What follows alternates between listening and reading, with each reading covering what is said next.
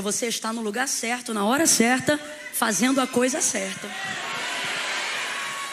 Não é sempre que a gente consegue ser tão assertivo assim. Às vezes a intenção é boa, a logística foi preparada, mas acontece alguma coisa que está fora do nosso controle. E aí a gente não acerta o que a gente queria acertar.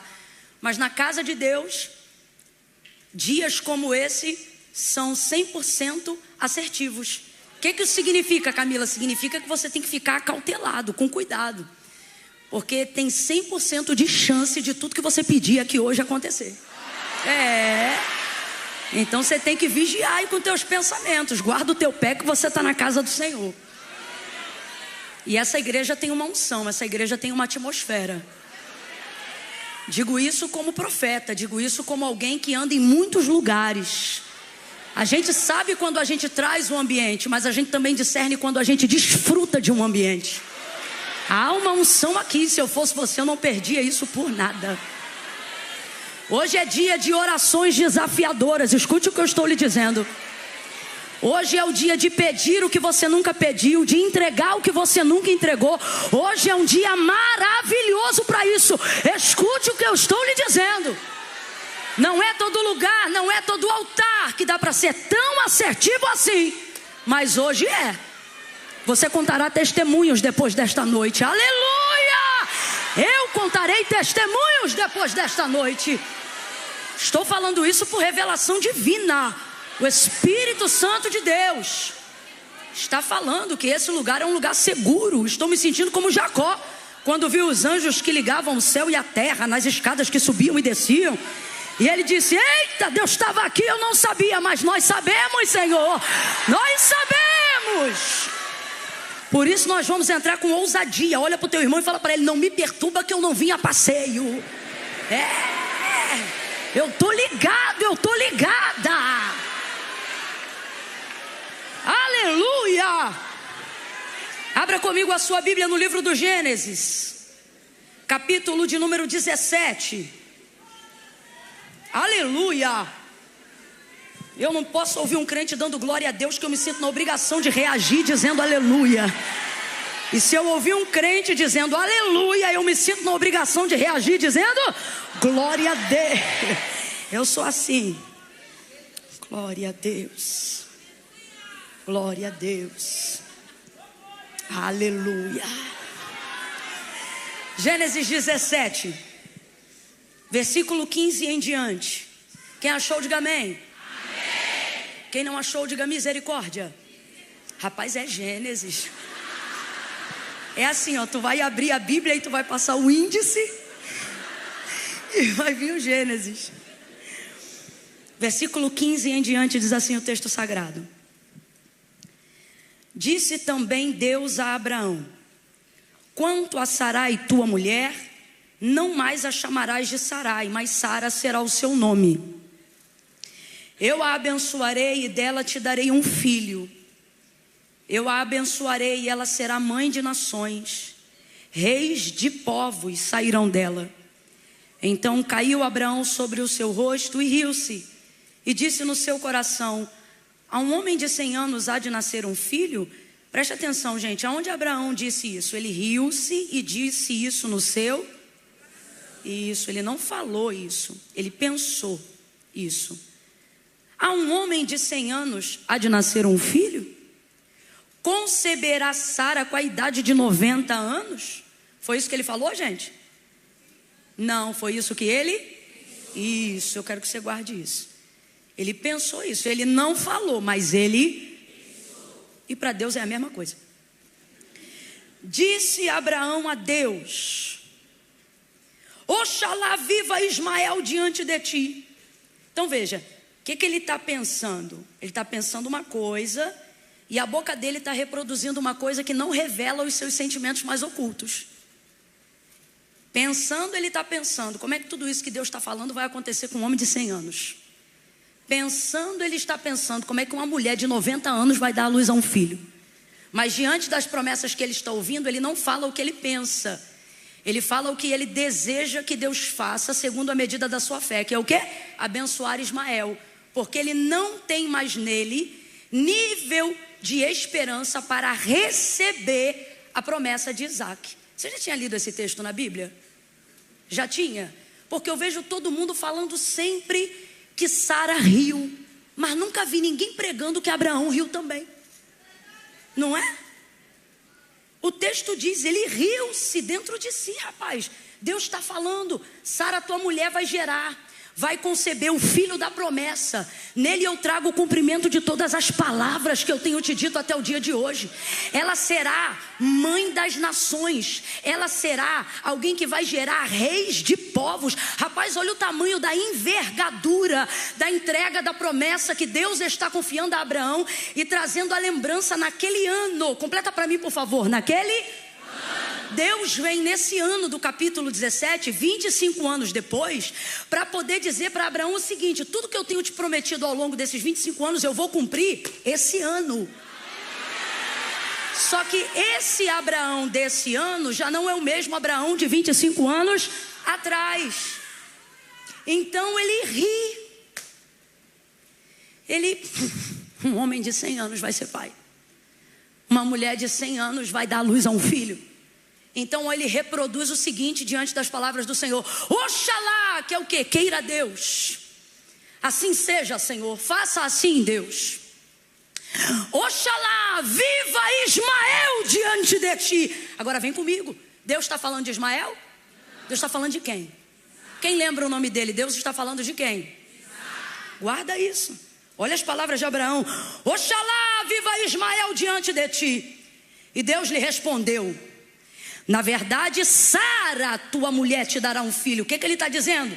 Aí sou eu que vou usar as minhas palavras, tá? Nas minhas palavras, o que Deus está dizendo para Abraão é: para de ser sonso. Você sabe que eu não estou falando de Ismael, eu estou falando de Isaac. Lhe porás o nome de Isaac. E com ele quem? Grite, Isaac. Com ele quem, gente? Grita aí, com ele quem? Com Isaac eu estabelecerei a minha aliança. A aliança perpétua para a tua descendência depois dele. E quanto a Ismael, também tenho te ouvido. Certamente o abençoarei, falo-ei fecundo e multiplicarei grandissimamente. 12 príncipes ele gerará, e dele farei uma nação. Mas a minha aliança, porém, estabelecerei com Isaac, que Sara te dará nesse mesmo tempo, daqui a Tu acredita em palavra profética? E se eu te disser que essa noite vai marcar acontecimentos? Irmão, eu não brinco não. Quando Deus não manda, eu não falo. Eu não gosto de me utilizar de jargões emocionais para gerar sensação. Mas e se eu te disser que daqui a um ano, ou seja, de julho para dezembro e de dezembro para julho do ano que vem, eita,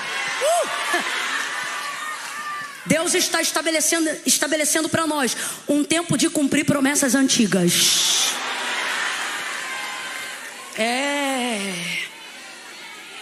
Capítulo 21, versículo 1, e eu fecho. E o Senhor visitou a Sara como tinha dito, e lhe fez como havia prometido. E Sara concebeu e deu a Abraão um filho na sua velhice, ao tempo determinado que Deus lhe falara. E Abraão pôs no filho que lhe nascera, que Sara lhe dera, o nome de Isaque, porque tudo que ele fala, ele senta dando glória a Deus aí. Você vai gritar comigo uma palavra que determina o rumo profético daquilo que Deus nos confiou como verdade para essa noite. Quando eu disser 3, você vai dizer assim para o vizinho: não é como você pensa, será como Deus disse. Eu não contei até 3 ainda. Se a ansiedade, Jesus te cura hoje. Quando eu disser 3, menino, escuta, vou contar 1, 2, 3. Aí no 3 aquele coro. Aí você vai dizer para esse irmão, para marcar esse gatilho na mente dele, porque ele não pode esquecer disso essa semana. E o que ele não pode esquecer, Camila? Não será como você pensa, será como Deus disse. É 1, é 2, é 3. Diga: não será como você, será como Deus disse. Isso. infinitamente mais do que pedimos ou pensamos. Não é assim? São as coisas que o Senhor tem preparado para aqueles que o amam, para aqueles que esperam nele e na sua palavra. Como eu disse no início, a gente dedica muito tempo para Sara lá no início, né?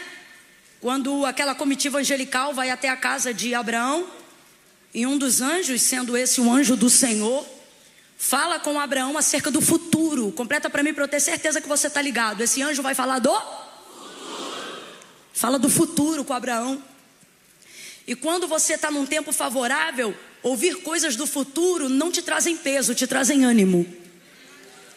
Quando você está num tempo favorável, ouvir coisas que apontam para o seu futuro te dão alegria, frescor, sabe? Você respira fundo, você quer enfrentar, você quer ir para frente.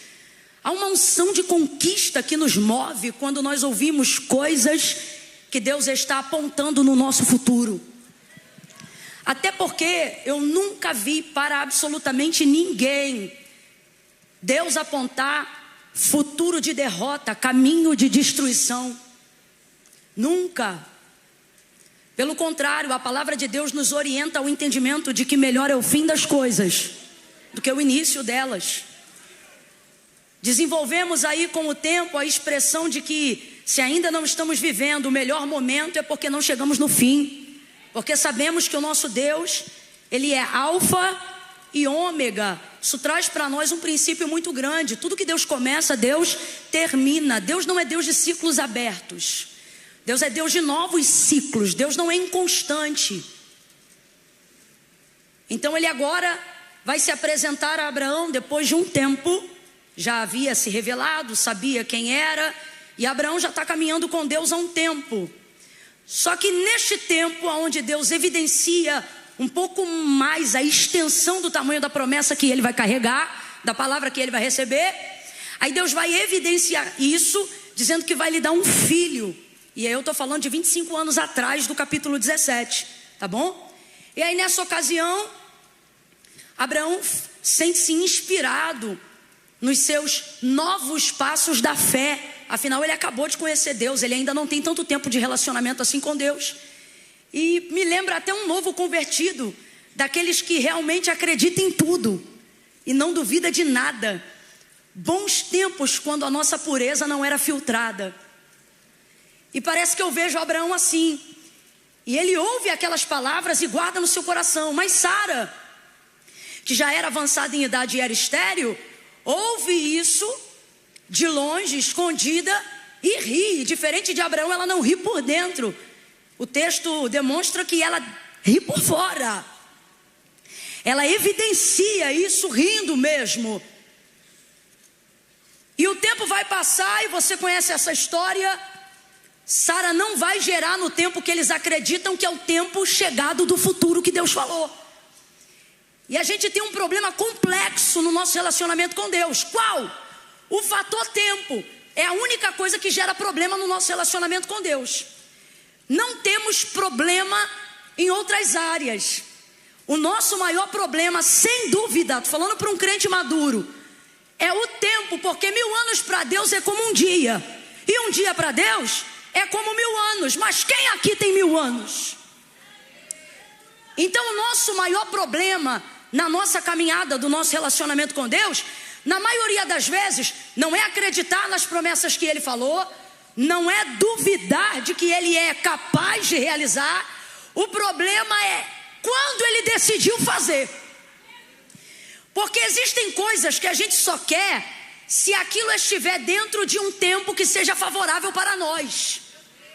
Se não estiver mais dentro daquele tempo que eu considero que, se for naquele tempo que eu quero, vai ser no tempo da minha celebração, vai ser no tempo do meu vigor, vai ser no tempo da minha vingança, vai ser no tempo de que eu tenha triunfo sobre os meus adversários, vai ser no tempo em que as pessoas que eu amo não morreram ainda e vão poder celebrar comigo aquilo que eu quero que Ele faça no meu tempo, vai ser naquele tempo que eu vou mostrar para minha mãe, para o meu pai ou para quem eu amo como valeu a pena eu ter sido fiel a Deus. Olha o que Deus fez comigo. Então o problema problema é que as nossas esperanças de que Deus faça aquilo que Ele nos prometeu, elas caminham muito lado a lado com o ponteiro do tempo da nossa vida.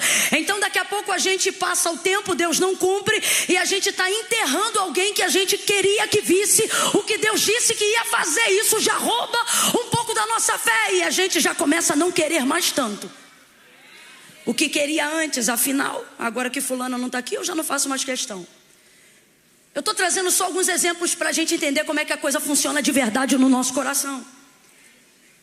Ocorre que você recebe uma promessa de casamento com tudo pronto, tudo maravilhoso e tudo lindo, e você vive uma vida de santidade, acreditando que o Senhor está preparando um escolhido, uma escolhida, porque o seu casamento aponta para um futuro de propósito. Então você paga preço, renuncia a pecado, santifica a vida, projeta as suas esperanças, diz não a oportunidades que você não acredita que sejam condizentes com aquilo que Deus falou. Só que isso é aos 20, e depois aos 30, e hoje você está com 40, e você crê que Deus tem poder para fazer, mas a verdade é que existem coisas relacionadas a essa área da promessa que você não quer mais que Deus faça. Tanto é que falar de casamento te incomoda.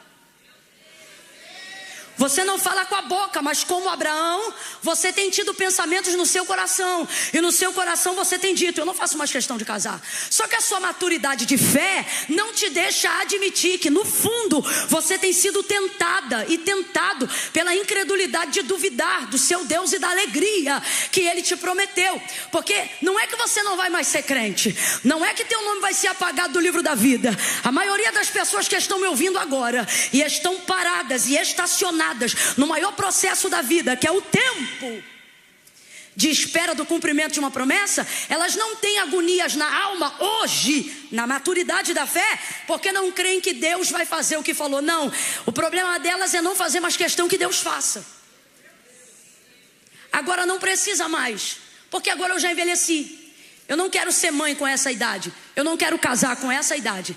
Eu não vejo mais em mim energia para projetar essa empresa que o Senhor me confiou depois dos 50 anos. Eu não me vejo mais pastoreando um rebanho. Eu não me vejo mais cumprindo um ministério. Tem pregadoras aqui, pregadores que Deus levantou com uma envergadura tremenda para a realização de cumprimento das promessas antigas num futuro muito próximo. Mas você diz: eu não acredito mais em agenda, eu não quero mais compromisso, eu não acredito mais que eu possa viver integralmente do altar e para o altar. Então você não se desviou, você não se afastou, você não se descomprometeu com Deus, você continua sendo fiel, continua sendo santo, continua sendo um homem de Deus, uma mulher de Deus, porque nada disso tirou de você a certeza de que Deus é, a certeza de que Deus pode, a certeza de que Deus faz. Só que de um tempo para cá, o que você não tem mais certeza é que se foi Deus que falou mesmo. Vai ver, o vaso estava na carne, vai ver, você criou aquilo no seu coração, vai ver, não foi Deus. E na verdade, tudo isso é artifício para você não dizer que não crê mais, mas a verdade é que você não quer porque não crê mais. E a segunda verdade, tão forte quanto a primeira, é que você não quer mais porque isso nunca foi sobre a glória de Deus, mas sobre a sua realização pessoal. Você queria que fosse no seu tempo, porque no seu tempo os seus fracassos, suas frustrações e suas dores vão ser justificadas diante dos seus adversários, diante de quem não creu, diante de quem viu você dizer não a oportunidades que competiam com o que Deus falou. Mas Deus não veio no seu tempo, Abraão. Não veio. E então você começa a duvidar de muita coisa. E Deus, Ele, antes de nos dar certeza, parece até que Ele nos deixa num caminho de dúvida, porque Ele vai falar, só um parênteses aqui para a gente entender como é que Deus faz. Deus vai falar com Abraão sobre multiplicação. A descendência que Ele vai escolher para se chamar pelo seu nome vai vir da hereditariedade da geração de Abraão. Estou falando dos hebreus. Agora, rapaz, olha que doideira. Deus visita esse homem e faz essa promessa à casa dele. E ele já era casado com uma mulher que o texto aponta como estéril. O texto diz que Sara era estéril. Só que o Senhor visita a Sara e cumpre, não no tempo deles, mas no tempo determinado por Deus. E o texto diz que Sara vai dar à luz ao filho que Deus falou. Quem lembra o nome dele? Isaac. Com 40 anos ele vai casar. Você vê que a vida de quem tem promessa já não é normal. Um homem vai casar aos 40 anos. Naquele costume, gente, isso era mais atípico do que é hoje. Antigamente com 16, 17 você já estava prometido. Acredita-se que Maria tinha 14. Vai ouvindo. Isaac poderia escolher qualquer mulher, mas Abraão pede para que o Senhor escolha e manda o mordomo mais antigo da casa para separar quem será a prometida, porque tem que ser uma mulher que caminha de acordo com o futuro que Deus falou. E aí Eliezer chega na entrada da porta da cidade onde estava a parentela de Abraão e vai fazer uma oração. Enquanto ele ora, vem chegando Rebeca. Rebeca é a escolhida e ela corresponde à oração que o homem acabou de fazer. Ele bota ela no cavalo, paga o dote, vem embora com ela e suas moças. Quando Isaac olha para ela, se apaixona, a conhece no mesmo dia. Eles se casam. E é nela que vai vir o cumprimento da multiplicação, da promessa da descendência que Deus fez a Abraão. Mas o texto diz que Rebeca era... Deus foi lá escolher uma mulher que era... Poxa vida, facilita. Para pensar. Eu estou falando da maior nação. Eu estou falando da nação que se chama pelo nome do Senhor. Eu estou falando daqueles que Deus escolheu, Israel, o príncipe que luta com Deus. Aí você acha assim, deve ser coincidência. Coincidência? Aí Rebeca era estéril, Isaac ora. O Senhor diz que visita a Rebeca e ela também vai gerar. E ela engravida de 2 crianças. São os nomes dele, Esaú e Jacó. Esaú sai primeiro, Jacó sai depois. Esaú vai ter filho a rodo com mulher a rodo. Mas Deus escolhe quem? Jacó podia escolher qualquer mulher do seu povo, mas ele vai se apaixonar. Ele vai ficar encegueirado. Rapaz, homem para trabalhar 7 anos por uma mulher tem que estar apaixonado. Ele vai se apaixonar por uma mulher cujo nome era Raquel. Ele trabalha por ela. O sogro dele engambela ele da irmã. Ele é obrigado a ficar com a irmã e trabalhar mais 7 anos. Então, na verdade, ele não trabalhou 7 por Raquel, trabalhou 14. Se isso não formou, o oceano secou. Apaixonado, ele se mantém. Meu Deus, tem mulher que está cutucando o marido, dizendo assim, está vendo? Isso aí que é amor. Ele se mantém. E aí ele recebe Raquel. Leia ou Lia lhe dava filho todo ano. Ele não respeitava nem o resguardo. Todo ano Jacó tinha um filho. Todo ano Jacó tinha um filho com Lia. Só que você acha que Deus escolheu quem? Raquel. Era dela que havia o José. E Raquel era... Alguém está entendendo que o Espírito de Deus está cavando no nosso interior? Você diz assim: faça no meu tempo, porque no meu tempo as circunstâncias estão favoráveis. Faça agora, Deus, porque agora eu tenho saúde. Faça agora, Deus, porque agora eu tenho vigor. Faça agora, Deus, porque agora eu estou pronto. Faça agora, porque agora eu vou ser melhor. E Deus está dizendo: você tem que entender que eu te escolhi, porque eu confio. E você precisa confiar em mim. Eu não preciso de circunstâncias favoráveis para cumprir a minha promessa. Por isso eu escolhi tua casa tão complicada. Por isso eu escolhi tua vida tão complexa. Por isso eu escolhi tua conta financeira tão pobre. Ele está dizendo: você procura um tempo favorável, mas eu escolhi tua casa porque ela não combina com o futuro. E é nisso que meu nome vai ser glorificado. É nisso que meu nome vai ser reconhecido. Mas você tem que entender.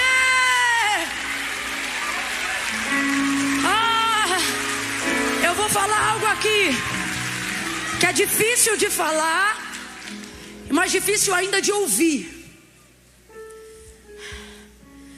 Quando você entende que ser de Deus um escolhido, uma escolhida, para viver o cumprimento de uma promessa que Deus te fez, isso não é sobre você. É fácil a gente cantar que é sobre Ele, difícil é a gente viver isso mesmo, sabe? Difícil é dizer: Senhor, glorifica Teu nome. Aqui, ó. Você é pronta em dizer assim: Senhor, eu estou aqui para Te servir. Só que o Senhor está dizendo assim: e se eu não quiser que você me sirva? E se eu quiser me servir de você? Eu posso te usar como que eu quero, ou eu sou obrigado a só ser adorado como você quer?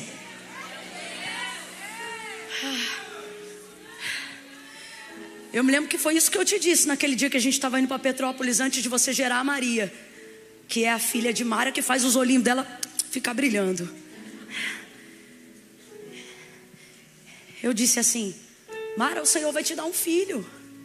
E ela, galega, fica vermelha, como quem diz: não quero essa conversa, não estou te dando essa confiança, não te perguntei nada. Porque ela não queria filho, circunstância desfavorável para filho.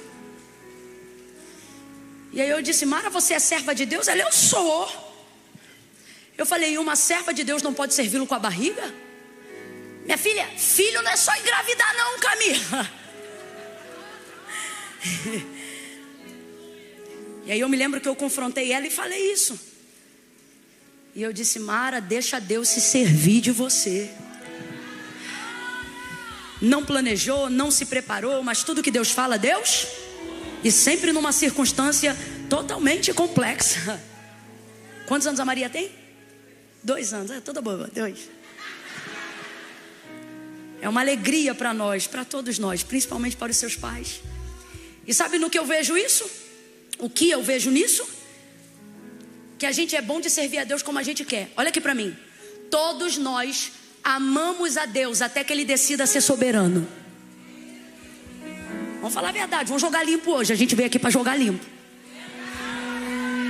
Amamos o nosso Deus até que Ele decide ser soberano.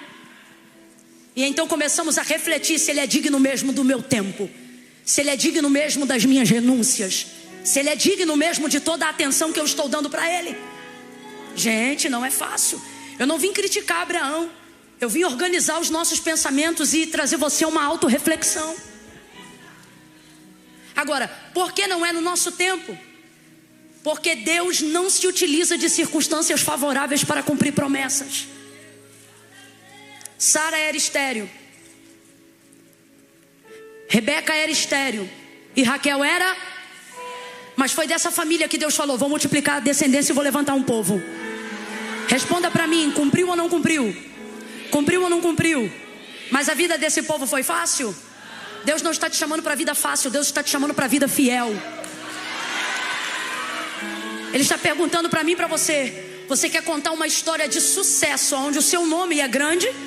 Ou você quer contar uma história que não se apagará, porque será para a glória do meu nome na sua vida? É sobre isso, gente. É sobre isso. 25 anos vão se passar. Então eu não culpo a amargura ou a desesperança de Abraão. A minha avó tem um ditado que eu amo. Ela dizia, né, que ela já faleceu, mas ela dizia: a colher que mexe a panela é que sabe a quentura que tem dentro dela. Não julgue alguém quando você não sabe a força do fogo que essa pessoa está incutido. Então o tempo vai passar, a circunstância é desfavorável, mas Abraão vai estar parecido com Marta, quando viu Jesus entrando na aldeia de Betânia depois da morte de Lázaro. Na verdade, antes de chegar na aldeia de Betânia, ela foi ao seu encontro. Ela não deu paz, ela não deu shalom. Ela olhou para ele e ela disse: se tu estivesses aqui, meu irmão não tinha morrido. Quem ela está responsabilizando pela morte do irmão? Quem? Jesus. Agora, Jesus está ali agora. Completa para mim, por favor. Jesus está ali agora.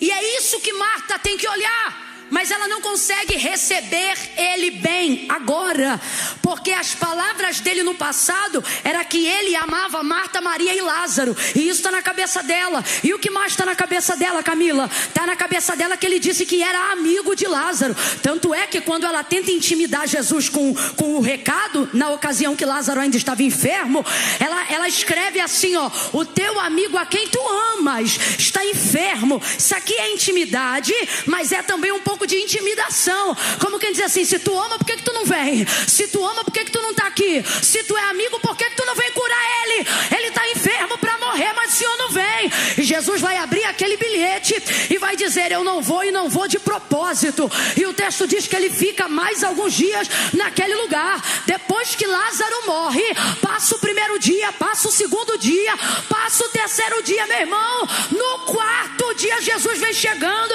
Aí ele vai pegar a Marta ventada. A Marta vai receber ele dizendo: se tu estivesses aqui. Rapaz, ela está irada. Se tu estivesses aqui, não é assim que se recebe um amigo. Não é assim que se recebe o seu Senhor. Só que o sentimento está fervilhando. Por quê? Porque você não chegou no meu. Fiquei envergonhada no meio da minha vizinhança, porque todo mundo sabe que a gente é amigo, e o Senhor não chegou. Eu que estou parafraseando, porque eu imagino a casa que mais recebeu Jesus aqui na terra. Eu imagino o povo indo ver Lázaro doente, enfermo, e dizendo: e Jesus, vem quando? E Marta dizendo: não sei. E aí, ele já veio? Não, se tivesse vindo, tu acha que ele estava na cama? Isso aqui sou eu imaginando. Se tu estivesses aqui, meu irmão não teria morrido. Então o que ela está dizendo? Não só te responsabilizo, como também não estou feliz de que tu estejas aqui agora, porque eu queria que tu tivesse chegado. Se tu estivesse, isso aqui é passado. Se tu estivesse, então o que ela está dizendo? Eu te esperei antes, eu acreditei antes, eu nutri a esperança antes, eu orei antes, eu jejuei antes, subi monte antes, eu fiz campanha antes, eu queimei pedido antes, eu fui para o culto antes, eu te fui fiel antes.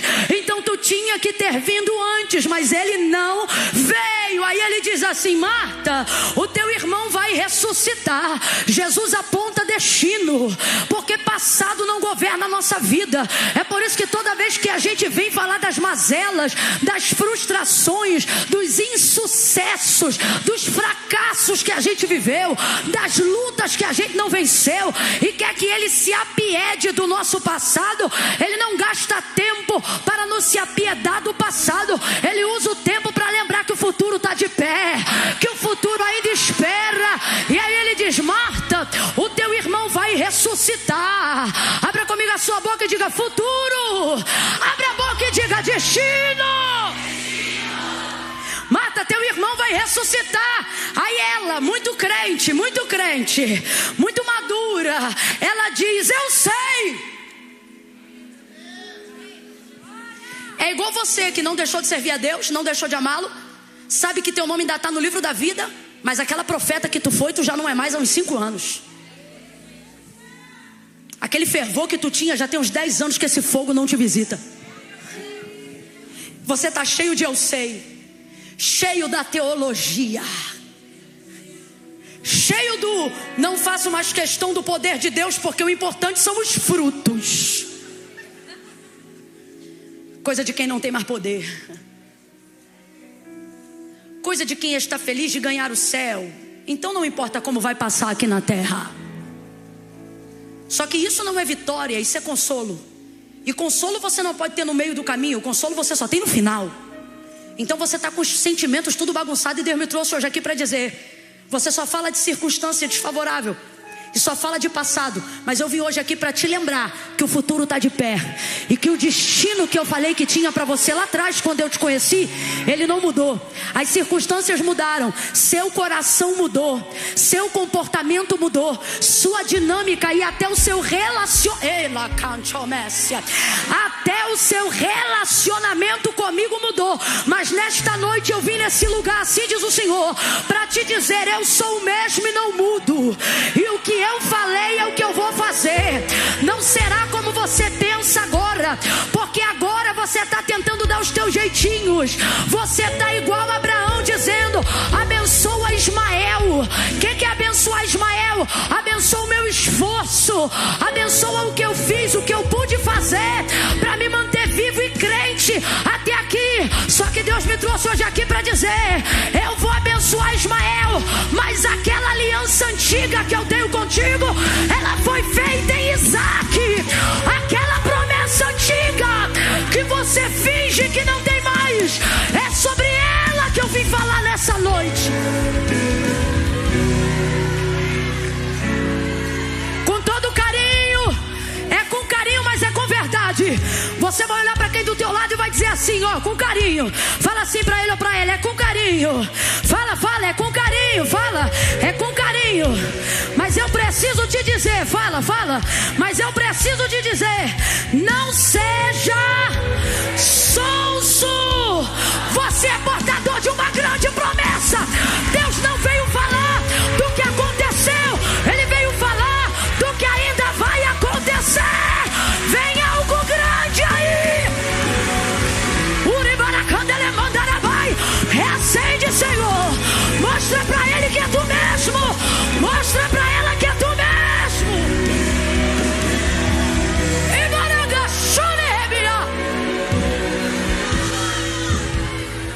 Jesus não foi à aldeia de Betânia conversar sobre a morte de Lázaro. Jesus não foi lá bater papo para saber como foi que ele morreu. Quem não aponta destino tem que conversar sobre o passado. Quando estamos em um velório, se não temos poder para ressuscitar o morto, então damos valor à dor que não podemos resolver. Como foi? Foi assim, assado. E mais o que aconteceu? Fulano já sabe? Então a gente fala do que já aconteceu. Quem não tem poder para mudar aquilo que já aconteceu, não tem poder para falar do que vai acontecer. Então entenda, Jesus não foi lá para falar do que aconteceu. Alguém está entendendo isso aqui? Jesus foi lá para falar do que ia. Você não entende, olha para mim. Você não entende porque Jesus não valoriza a dor de tudo que você viveu até hoje. Senhor, por que o Senhor não faz vingança aos meus adversários? Por que o Senhor não vai conversar com quem me afrontou? Até hoje, de vez em quando, se eu não estiver ligado, eu oro e digo: Jesus, visita aqueles difamadores. Mostra que tu é... Parece que eu vejo Deus rindo e dizendo: é para mim mesmo isso. É para eles saberem que eu, né? Você não, né? Perdão, Senhor, perdão, tem misericórdia. São tão idiotas quanto eu. Me tem misericórdia. A gente se pergunta por que Ele não valoriza essa dor. Senhor, meu pai morreu, o Senhor não fez nada. Perdi minha mãe, o Senhor não fez nada. Senhor, o carro bateu, a empresa faliu, o Senhor não fez nada. Porque tudo que você administrou de dor até hoje, olhe para mim, foi das demandas que Ismael trouxe para a sua vida. Camila, você queria que eu fizesse o que até Deus cumprir promessa? Só caminhasse na presença dele e nada mais. Só que a verdade é que eu e você não conseguimos fazer isso. Não te julgo porque sou igual. Eu e você não conseguimos fazer isso porque queremos dar uma resposta para a sociedade de que somos úteis, de que somos chamados por Deus. Então a gente quer responder à sociedade. A empresa tem que dar certo, os filhos têm que prosperarem, nós temos que enriquecer. Porque senão vão dizer que eu sou crente e sou vagabundo. Não estou fazendo nada, só estou esperando. Só que uma coisa é não fazer nada e outra coisa é esperar. Irmãos, esperar não é não fazer nada. Esperar é esperar. Então você está o quê? Esperando. Você tem que esperar. E para você esperar a coisa certa, na hora certa, no lugar certo, você tem que ficar posicionado. Quem aqui já perdeu ônibus ou trem porque chegou na hora errada? Oxi. Quem já teve aquela emoção de bater na parte de trás? Isso é uma emoção. Emoção, uma esperança. Só quem já correu na frente de 2 carros. Peraí, que é para pegar o ônibus que está vindo do outro lado. Então presta atenção nisso daqui. Percebemos ou gostaríamos que Deus desse maior valor a essas dores. Só que Deus está dizendo: eu quero que você saiba que essas dores não pertencem à promessa que eu te fiz, pertencem à sua ansiedade. Ismael não é cumprimento da minha promessa. Ismael é fruto da sua ansiedade. Porque você quer dar resposta para a sociedade. Porque seu tempo não caminha com o meu. Porque esperar para você é difícil. Então aconteceram coisas e você quer que eu resolva essas coisas. Só que Deus está dizendo: eu não vim hoje aqui falar do que te aconteceu. Eu vim aqui te anunciar o que vai acontecer. Agora, Camila, então Deus vai me dar uma vitória lá na frente, vai cumprir uma promessa antiga e vai me deixar cheia de trauma, todo arrebentado lá atrás? Não. Primeiro, quando Deus cumpriu o que te prometeu, tudo que estava fora do lugar se alinha. A promessa de Deus, ela não só te realiza, ela te sara. Porque ela é a resposta de que toda fé e certeza deveria estar em Deus. Então você automaticamente reconhece seus erros, renuncia a seus pecados e abandona as suas dores. Você deixa elas partirem. Marta está carregada de passado, Jesus está carregado de presente, carregado de futuro. Enquanto ela diz assim, ó: se tu estivesses aqui, meu irmão não teria morrido. Ele diz: Marta, o teu irmão vai ressuscitar. Aí ela diz: eu sei, naquele grande dia. Aí ele diz: Marta, eu sou. Ele conjuga no presente. Eu sou. Toda vez que eu digo isso, eu tenho que acrescentar. Jesus poderia dizer: eu fui, porque ele tem poder de transitar no passado. A Bíblia diz que o Cordeiro já havia sido preparado antes da fundação do mundo. Se ele quisesse, ele poderia ter dito: Marta, eu fui a ressurreição e a vida. Se ele quisesse, ele poderia ter dito: Marta, eu serei a ressurreição e a vida, como a prova da sua vida entregue no Calvário e ressurreição ao terceiro dia, que ainda iria acontecer. Jesus é como disse João, gente. Ele é o mesmo ontem, hoje e eternamente. Ele pode transitar no meu passado, ele pode transitar no meu futuro. Escute isso. Então, quando ele não transita no meu passado, não é porque ele não pode, é porque ele não tem nada lá para fazer. Às vezes a gente está transitando em lugares no passado aonde não há mais nada para fazer lá, e é por isso que Jesus não está tratando de coisas que aconteceram lá, porque você está preso lá dizendo: se tu estivesse lá, se eu não tivesse sido mãe tão cedo, se eu tivesse feito outra faculdade, se eu tivesse ido para outro país, se eu tivesse aceitado o apadrinhamento da titia fulana de tal, eu não estaria vivendo essa vida agora. Aí você diz: Jesus, fala comigo sobre o que aconteceu lá, aquele abuso que aconteceu lá, aquela dor que aconteceu lá, aquela dívida que foi contraída lá, aquela pessoa que eu enterrei lá, a dor de ter vivido sozinho lá. Aí ele diz: eu sou. E você diz: puxa, tu pode ir lá, mas veio aqui. E ele está dizendo: sim, porque hoje, Marta, eu quero que você entenda que nada do que eu fiz até aqui me impede de fazer o que eu estou para fazer agora. Jesus está dizendo isso para alguém aqui nessa noite. Alguém pode reagir a esta palavra? Nada do que ele não fez no seu passado impede ele de fazer algo lindo no seu presente. Pega na mão de alguém. Eu estou sentindo muita graça de Deus aqui. Segura a mão de alguém. Segura a mão de alguém e diga para essa pessoa: é agora, é no presente. Sacode ela e diz: é esse ano, é esse ano, é esse ano, é esse ano que promessas antigas se cumprem. É